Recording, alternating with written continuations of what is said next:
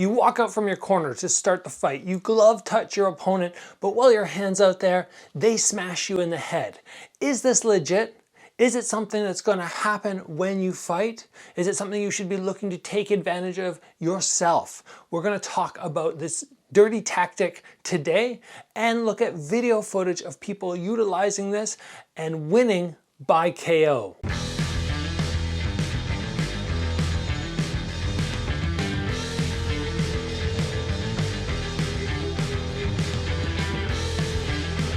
Thanks for joining me for today's episode. I really want to touch on this subject today, the subject of hitting somebody mid-glove touch, because I want all the subscribers out there, everybody who comes to this channel to get better, to learn, to make sure they win their fights. I want you to understand that as soon as the bell rings and you walk out to fight, the fight is on. If you choose to glove touch and leave your chin high, and you get KO'd, even though it might be very dirty, even though I don't like this tactic, it is legit. And if you walk out with that chin high and that arm exposed and you happen to get KO'd, you can't really complain because the fight's on. And that is why whenever I walk out and whenever I know that I'm going to be touching gloves with somebody, I come like that. Right? I very rarely will come like this unless I get an awesome feeling from the guy that I'm fighting. You know, in the press conference, we were smiling, we were shaking hands, we've had lots of discussions, and I just go, this is genuinely a nice person. And I know that's not going to happen. But with anybody else, always being very cautious of the fact that the glove touch is leaving me exposed. So this video clip that we're looking at today, the first thing I want you guys to do is down below in the comments, let me know. Is this legit? Is it something that you should be trying to take advantage of yourself in fights? Or is this just plain dirty, plain cheap tactics that happen to sort of skirt around the rule set? Let me know what you think. Now, what I really want to focus on today is just educating everybody out there that this is a possibility in the fight world. And the clip I've already shown you, that looks like it's maybe entry-level professional fight, but this glove touch situation is not limited to lower-level fighting. One of the biggest fights to ever happen, Floyd Mayweather versus Ortiz, Victor Ortiz, I believe.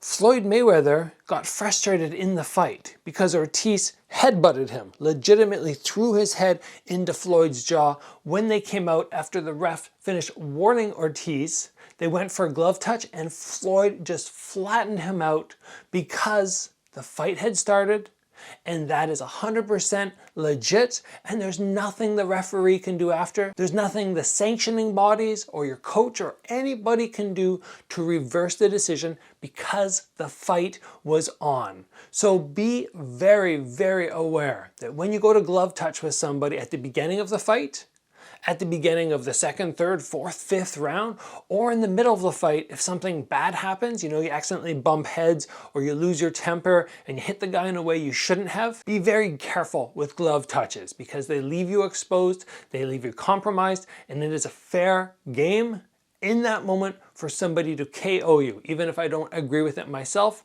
And I'll just tell you right now, dirty tactics to get somebody to glove touch and then go and knock them out. That's just my opinion, but I'm looking forward to hearing if anybody thinks that's legit and maybe it should be utilized in your fights.